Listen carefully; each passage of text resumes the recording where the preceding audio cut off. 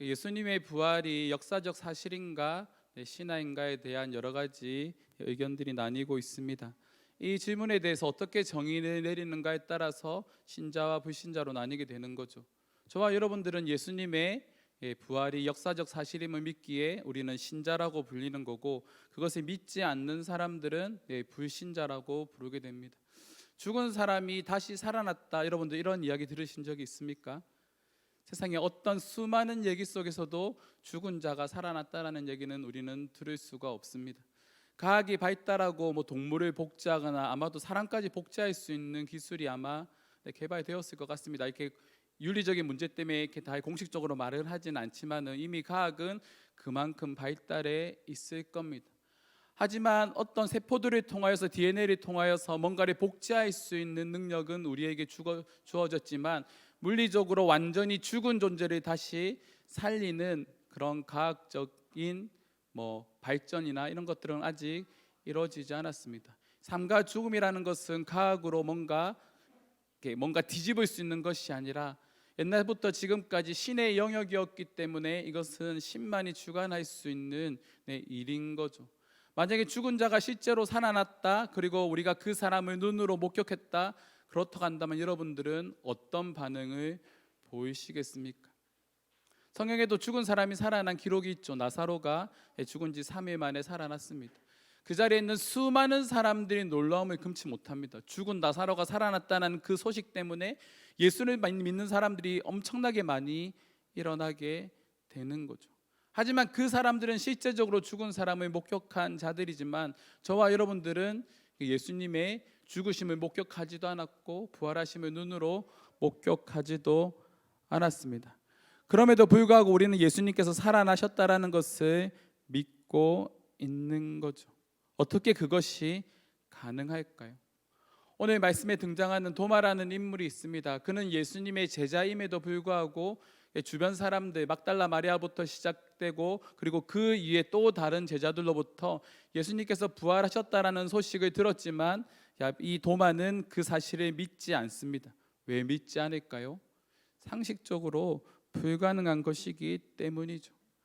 하지만 우리가 예수 그리스도께서 부활하셨다라는 것을 믿게 되는 순간, 또한 그것이 우리에게 역사적 사실이 되는 순간, 우리의 인생은 송두리째 바뀌게 됩니다. 또한 우리는 오늘 말씀을 통하여서 도마의 변화된 모습을 또한 살펴볼 수 있습니다. 부활하신 예수님을 목격한 막달라 마리아가 예수님의 부활 소식을 제자들에게 알렸고, 제자들 또한 그 사실을 믿지 않습니다. 그런데 예수님께서 그 제자들이 안식 후 첫날 함께 모여 있을 때, 유대인들이 두려워서 한 곳에 모여서 죽지 않기 위해서, 잡히지 않기 위해서 한 곳에 모여서 숨어 있을 때, 이 숨어 있는 제자들에게 부활하신 예수님께서 찾아오시는 거죠. 그리고 그들에게 제일 먼저 하신 말이 뭡니까? 너희에게 평강이 있을지어다라고 말씀하시는 거죠. 왜 예수님은 제자들에게 평강을 먼저 말씀하셨을까요? 그 위에 말씀해 보면 두려워하고 있는 마음이 그들 가운데 있었다라는 겁니다. 자신들도 예수님처럼 죽을 것이라고 그 두려움에 휩싸여서 그들의 마음 가운데 두려움이 있다라는 거죠. 근데 예수님께서 그들에게 평강을 선포하십니다. 평강이 뭡니까? 걱정이 없고 편안한 마음입니다. 두려움이 있는 그들에게 이제는 너희에게 평강이 있을 것이다, 너희에게 더 이상 두려움이 없을 것이다 라고 예수님께서 말씀하시는 거죠. 그리고 그 근거로 제시하는 게 바로 자신의 손에 있는 못자국과 옆구리에 있는 창자국입니다. 내가 부활하게 될 것이다라는 그 사실을 계속적으로 제자들에게 말씀하셨고, 그것을 제자들은 믿지 못했지만 이제 눈앞에 있는 예수 그리스도의 부활하신 그 모습이 그들 앞에 비춰졌을 때 그들에게 참된 평강이 주어진다라는 겁니다. 그 사실을 아셨기 때문에 예수님께서는 제자들에게 평강이 있을지어다라고 말씀하신 거죠. 그리고 제자들이 의심하지 않도록 먼저 손에 못자국과 옆구리에 창자국을 보여주시면서 부활이 확실한 사실임을 증명해 주신 겁니다. 더 나아가서 예수님께서는요, 제자들에게 또 다른 사명을 주십니다. 21절 말씀에 보면 평강이 있을지어다라는 말 뒤에 이런 말씀이 있죠. 아버지께서 나를 보내신 것 같이 나도 너희를 보내노라. 이 보내노라라는 단어에 우리가 주목할 필요가 있습니다. 이전까지는 예수님의 12 제자라는 호칭이 많은 사람들에게 익숙해져 있습니다. 하지만 이 보내노라라는 이 단어가 등장한 이후부터 사도행전에 가서는 예수님의 12 제자라는 표현보다 사도라는 표현을 더 많이 사용합니다. 이 보내노라라고 사용된 이 단어가 우리가 잘 알고 있는 아포스톨로스, 사도라는 그런 의미로 사용된 단어입니다. 제자들은 직접적으로 가르침을 받는 자들이라고 한다면 사도는 보내심을 받은 자들이라는 거죠. 이제부터 이들이 예수께서 부활하신 모습을 목격한 이후부터는 그들은 세상 가운데 보내지게 되는데, 그들이 세상 가운데 보내졌을 때 그들이 증거하는 것이 뭡니까? 예수님의 부활하심을 증거하는 거죠. 복음의 가장 핵심적인 메시지가 그겁니다. 예수님의 죽으심과 부활하심. 이미 예수님의 죽으심은 그들이 눈으로 목격했고, 이제 자신의 눈앞에 있는 예수님께서 부활하심을 그들이 또 한 번 목격했기 때문에 이제 그들이 해야 할 일은 예수님께서 죽으셨다가 살아나셨다라는 그 복음의 메시지를 세상 가운데 전하는 거죠. 그리고 그 전해지는 과정이 기록되어 있는 것이 바로 사도행전 2장 이후부터의 말씀입니다. 이제 제자들은 사도행전 2장 이후부터 이 말씀을 증거하기 위해 열방으로 흩어집니다. 하지만 그 자리에 있지 않은 한 사람이 있죠. 바로 도마입니다. 요한복음의 저자 요한은요, 도마를 소개할 때 또 이렇게 소개합니다. 12 제자 중에 하나. 이것이 무슨 뜻일까요? 예수님의 가르침을 함께 받았던 사람들 중에 하나라는 겁니다. 3년이란 기간 동안 예수님과 함께 동고동락하면서 가장 가까이서 그분의 말씀을 듣고 그분께서 행하시는 이적들과 그분께서 행하시는 놀라운 실적 권위의 모습들을 눈으로 목격한 자라는 뜻입니다. 그럼에도 불구하고 그는 여전히 예수님의 부활을 믿지 않는 거죠. 근데 다른 제자들처럼 예수님께서도 바로 도마에게 나타나신 것이 아니라 오늘 본문 말씀에 보면 여드레가 지난 이후에 도마에게 나타나셨다라고 말합니다. 여드레는 8일입니다. 왜 바로 자신의 모습을 나타내지 않으시고 8일이 지났을 때에 제자들에게, 도마에게 자신의 모습을 나타내셨을까요? 그렇기 때문에 도마가 더 많이 의심했을 겁니다. 요한복음 20장 오늘 본문 말씀의 소제목이 성경책에 보면 기록되어져 있죠. 도마가 의심하다라는 제목입니다. 의심은 확실히 알 수 없기 때문에 믿지 못하는 마음입니다. 확신이 없는 거죠. 확신할 수 없다라는 겁니다. 그렇게 8일이라는 시간이 지났는데 제자들은 여전히 예수님께서 부활하셨다라고 말씀을 하시니까 그 자리에 있지 못했던 도마는 더 화가 나고 짜증이 나겠죠. 나는 그것을 믿을 수 없는데 너희들이 계속해서 예수가 부활했다고 말하니까 점점 그 마음의 불신이 더 커졌을 겁니다. 그렇잖아요. 하지 말라고 하면 더 하고 싶은 게 인간의 본능 아닙니까? 특히 아이들이 더 그렇잖아요.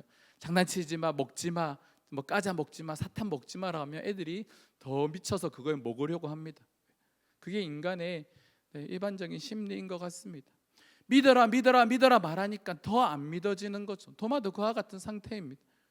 근데 그런 도마에게 오늘 말씀에서 예수님께서 나타나시는 거죠.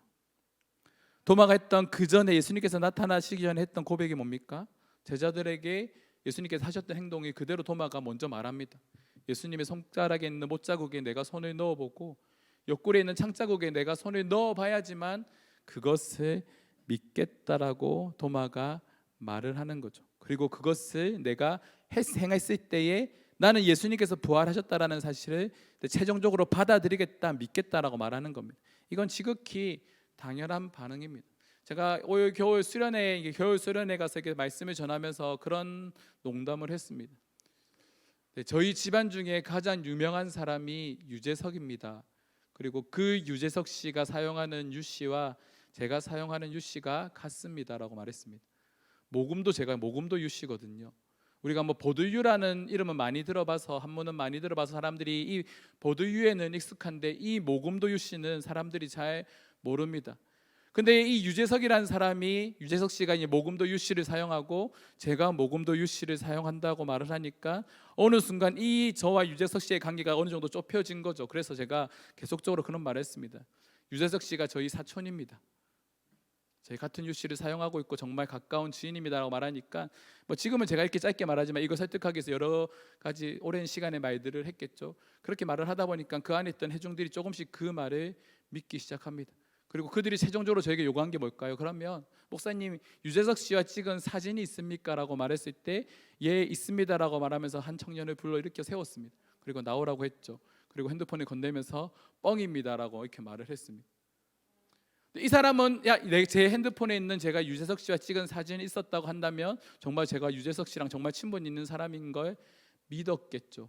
하지만 저는 뭐 유재석 씨랑 만난 적도 없고 뭐 TV에서만 보는 사람이니까 아싸리 죄송합니다. 관계가 없는 사람인 거죠. 하지만 제가 같은 성을 가졌다라는 이유만으로 어느 정도 그것이 사실로 이렇게 바뀔 수 있다라는 겁니다. 믿어지게 만들 수 있다라는 거죠. 그와 마찬가지로 조금 더 확장되겠죠. 훨씬 더 놀라운 거지만 이처럼 도마도 봐야 된다라는 겁니다. 제가 사진을 건네면서 사실이다라고 이렇게 말해주는 것처럼 예수님의 부활을 자신이 이해할 수 있는 범위에서 내가 그것을 목격하면, 내가 그의 못자국에 손을 놓고 손가락을 놓고 옆구리에 손가락을 넣으면 내가 믿겠다라고 말하는 그 도마 앞에 예수님은 정확하게 그에게 말씀하시는 겁니다. 너희에게 평강이 있을지어다라는 말과 함께 도마에게 바로 말씀하시는 거죠. 27절에 보면 내 손가락을 이리 내밀어 내 손을 보고 내 손을 내밀어 내 옆구리에 넣어보라. 그리하여 믿음 없는 자가 되지 말고 믿는 자가 되라라고 말씀하시는 겁니다. 예수님은 친절하게 요구하십니다. 넣어봐. 그리고 어떤 자가 되라고 말씀하십니까? 믿음 없는 자가 되지 말고 믿는 자가 되라고 말씀하시는 거죠. 어쩌면 우리 안에 이런 도마와 같은 모습이 있을 수도 있습니다. 오랫동안 교회에서 신앙생활을 하고 예수를 믿고 매주 예배에 참석한다고 할지라도 예수를 믿지 않는 사람들이 분명히 존재합니다. 우리가 지식적으로 예수에 대해서 알고는 있지만 이것이 마음으로 받아들여지지 않고 그것이 정말 역사적 사실로 그 예수 그리스도의 죽음이 나를 위한 죽음인 것을 우리가 깨닫지 못한다고 한다면 우리의 삶 자체가 변화되지 않는 거죠. 만약 정말로 여러분들이 예수께서 부활하셨다, 죽은 사람이 부활했다는 것을 여러분들이 목격한다고 한다면 여러분들 어떤 반응을 보이시겠습니까? 놀라움을 금치 못하고 그 사실을 많은 사람들에게 이야기하고 다니지 않을까요? 그게 일반적인 반응인 겁니다. 뭔가 굉장한 사건을 우리가 경험하고 목격하면 그것에 대해서 말을 하는 것이 일반적인 사람들의 모습이라는 거죠. 만약 우리가 예수 그리스도의 부활하심을 믿는다고 한다면 우리는 그 예수 그리스도의 부활하심을 당연히 믿지 않는 사람들에게 말하고 다니겠죠. 예수 그리스도의 죽으심과 부활하심에 대한 확신이 내 안에 있다고 한다면 나는 그것을 당연히 믿지 않는 사람들에게 말할 겁니다. 그것은 지극히 당연한 사실인 거죠. 그것을 말하는 것이 뭡니까? 바로 복음입니다. 예수 그리스도의 죽으심과 부활하심을 다른 사람들에게 말할 수 있는 것, 그것이 바로 예수님께서 제자들에게 한 번 더 요구하시는 보내었다, 보내도다, 사도, 보냄을 받은 자라는 뜻으로 그들이 세상 가운데서 복음을 전하기 위해 나아가는 그런 삶의 변화가 그들 가운데 일어났다라는 겁니다. 그것이 바로 믿음 있는 자의 삶이라는 거죠. 로마서 10장 17절 말씀에 보면 이런 말씀이 있습니다. 믿음은 들음에서 나고 들음은 하나님의 말씀으로부터 시작된다. 믿음은 들음에서 나고 들음은 하나님 말씀으로부터 시작되는데, 근데 이 믿음의 출처가 어딘지를 우리가 분명히 알아야 됩니다. 우리가 사도신경을 공부하면서 마지막으로 성령에 대해서 우리가 살펴보고 있습니다. 이런 믿음을 우리에게 주시는 존재가 누군가요? 바로 성령인 거죠. 성령의 깨닫게 하심을 통하여서, 성령이 우리에게 이런 믿음을 주심을 통하여서 우리는 예수 그리스도의 부활하심을 믿게 되는 거고, 그 믿음을 통하여서 그 믿음이 우리 안에 있을 때 하나님의 말씀이 내 안에서 역사하기 시작하고 그 하나님의 말씀이 내 안에서 역동적으로 활동하기 시작한다라는 겁니다. 그리고 우리는 하나님의 말씀을 듣는 것으로 그 믿음을 가질 수 있는 기회를 얻게 되는 거죠. 저도 마찬가지 아닙니까? 어릴 때부터 모태신앙으로 자라서 교회에서 자랐습니다. 성경에 대한 지식도 있었고 어느 정도 예수라는 분, 하나님에 대한 이런 어느 정도의 지식은 어느 정도 가지고 있었습니다. 그러니까 문제는 뭡니까? 도마처럼 의심하는 거죠. 믿어지지 않는 거죠. 목격되지 않은 사실이기 때문에 아무리 수많은 사람들이 나에게 말을 한다고 할지라도 나는 그것이 믿어지지 않는 겁니다. 하지만 한순간에 통하여서 그것이 역사적 사실임을, 진짜 진리임을 받아들이게 되는 거죠. 바로 회심을 통해서 받아들이게 되는 겁니다. 하나님께서 우리에게 주시는, 선물로 주시는 그 성령님의 임재하심을 통하여서 우리는 예수 그리스도의 부활을 믿게 되는 거고, 부활을 우리가 경험함을 통하여서 28절에 나오는 도마와 같은 고백이 우리 삶의 고백이 되어지는 겁니다. 우리 28절 말씀 한번 읽어보겠습니다. 함께 읽겠습니다. 도마가 대답하여 이르되 나의 주님이시요 나의 하나님이시니이다. 도마가 뭐라고 고백하는가요? 나의 주님이십니다. 나의 하나님이십니다. 이 고백 이전에도 한번 본 적이 있죠. 마태복음 16장 16절에 나오는 베드로의 고백입니다. 주는 그리스도시요 살아계신 하나님의 아들이십니다라는 고백이 이제는 도마의 입을 통하여서 고백되어지기 시작하는 겁니다. 주님은 나의 주님이십니다. 주님은 나의 하나님이십니다 라고 고백을 하게 되는 거죠. 이 고백 이후에 사도행전 2장에 가면 오순절 성령 강림 사건이 일어납니다. 그리고 그 이후에 예루살렘에 대대적인 박해가 일어나는 거죠. 그리고 제자들과 예수를 믿는 수많은 사람들이 디아스포라가 되어 흩어지기 시작을 합니다. 그들 가운데 도마도 포함되어 있는 거죠. 도마는 인도에서 복음을 전하다가 창에 찔려서 순교했다고 알려져 있습니다. 이전까지만 하더라도 예수를 부인했던 도마가 어떻게 자신의 목숨을 바치면서까지 예수를 증거하는 사도로 세워졌을까요? 그가 부활하신 예수님을 눈으로 목격했기 때문입니다. 이 말씀을 우리에게 한번 적용해 봅시다. 우리 예수님의 부활하심 눈으로 목격했습니까? 목격하지 못했습니다. 하지만 여러분들은 왜 그 사실을 받아들이시는가요? 왜 그 사실을 믿으십니까? 성령을 통해서 믿게 되는 겁니다. 성령이 우리에게 그런 믿음을 부어주셨기 때문에 우리는 그 예수 그리스도의 부활을 사실로, 역사적 사실로 받아들인 거죠. 그러면 그들과 우리의 차이점에 대해서 한번 고민해 봅시다. 그들은 예수의 부활하심을 눈으로 목격한 이후에 그들은 사도가 되어서 보내심을 받은 자들이 되어서 세상 가운데 복음을 전하기로 결단하고 나아갑니다. 그렇게 자신의 목숨을 다하여서 그 복음을 전하다 순교의 자리로 나아가는 거죠. 하지만 우리의 모습은 어떨까요? 우리는 동일하게 예수 그리스도의 부활을 믿는다고 고백하는 자들인데 우리의 삶 가운데서 그 예수 그리스도의 부활하심을 믿지 않는 사람들에게, 세상 사람들에게 담대히 말하면서 살아가고 있는 모습이 과연 나에게 있는지 우리가 우리의 모습을 되돌아봐야 한다라는 겁니다. 그것이 내 안에 일어난 진짜 사실이고 예수 그리스도의 부활하심을 통해서 나 또한 그의 부활에 동참할 것이라는 것을 내가 정말로 믿는다면 나는 나의 입술을 통하여서, 나의 삶을 통하여서, 때론 나의 말을 통하여서 이 부활의 증거를 세상 사람들에게 알리겠죠. 그것이 진짜 부활을 목격한 사람들의 삶이라는 겁니다. 그래서 바울은 빌립보서 3장 14절 말씀에 다음과 같이 말합니다. 표대를 향하여 그리스도 예수 안에서 하나님이 위에서 부르신 부름의 상을 위하여 달려가노라. 그리스도 예수 안에서 하나님이 부르신 부름의 상을 위하여 달려간다고 말합니다. 그 부름의 상이 뭡니까? 복음을 증거하는 겁니다. 예수를 전하는 겁니다. 예수님의 죽으심과 부활하심을 세상 가운데 증거하는 겁니다. 그것이 우리가 바라보고 나아가야 되는 표대를 향한 삶이고, 그것이 우리에게 주어진, 그 부활을 믿는 자들에게 주어진 하나의 사명이라는 거죠. 그런 엄청난 사건을 우리가 경험했는데, 그 사실을 믿는데 우리가 어떻게 그것을 가만히 내 안에만 품고 있을 수 있을까요? 그 놀라운 사실을 내가 믿는다고 고백하는데 어떻게 그것을 내 안에만 품고 살아갈 수가 있겠습니까? 그럴 수 없다라는 거죠. 우리는 그것을 전하는 사도적인 삶을 감당하는 자들로 우리가 세워져야 한다라는 겁니다. 저와 여러분들 가운데 그런 삶의 결단이 있기를 원합니다. 여러분들은 어떤 방법으로 여러분들이 믿는 예수를 증거하고 계십니까? 저는 저만의 방법으로 그런 것들을 행하고 있습니다.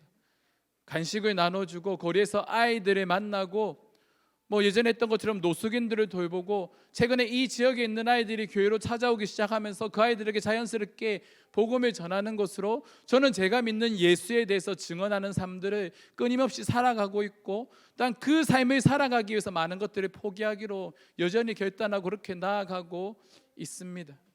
그렇다고 한다면 여러분들은 그 예수의 부활하심에 동참하기 위해서 여러분들은 어떤 섬김들을 감당하고 계십니까? 그것들을 한번 고민해 봐야 하는 거죠. 어제 이곳에서 패밀리 월십이 드려졌습니다. 그래서 저희가 남자들끼리 소그룹 모임을 했습니다. 뭐 제가 제일 어렸고요. 나이가 제일 많으신 분들이 60대 후반 정도 되는 장로님이 계셨습니다. 그리고 그 한 5분 정도가 모여서 함께 얘기를 하는데 그 중에서 인상 깊은 분이 한 분이 있습니다.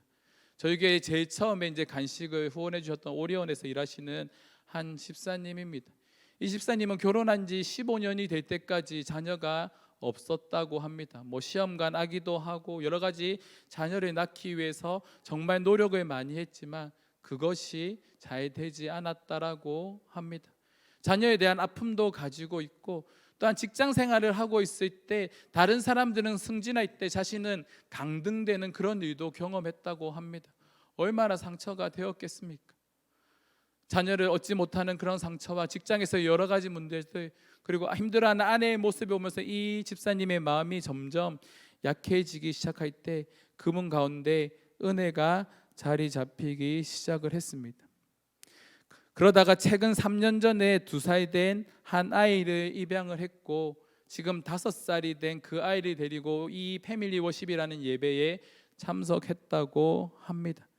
그분이 걸어온 자신의 삶을 이렇게 정의 내리면서 그분이 고백했던 말이 뭐냐면 저는 다른 사람들을 위로하는 사람이 되고 싶습니다라고 말씀하십니다.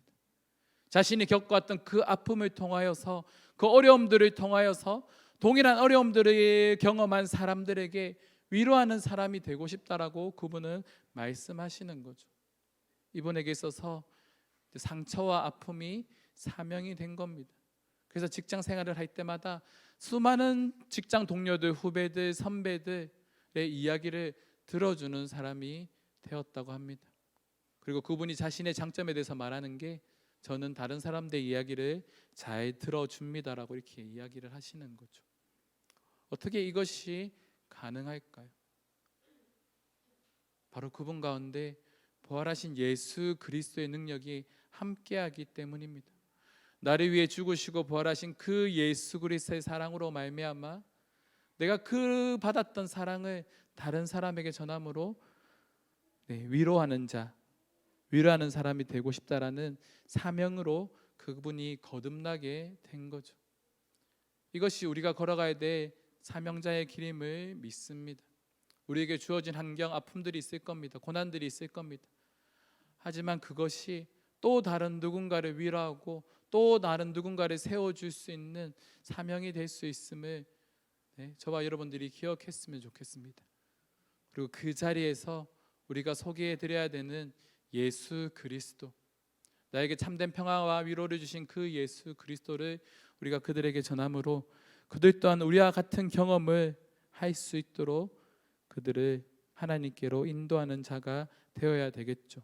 그것이 하나님께서 우리를 부르신 사명입니다.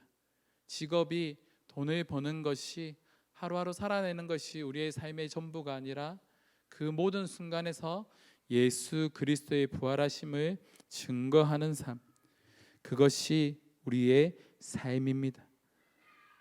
우리 모두 그 길을 걸어가는 이음교회 성도들이 되기를 주님의 이름으로 축원합니다. 여러분들은 예수님의 부활을 확신하십니까?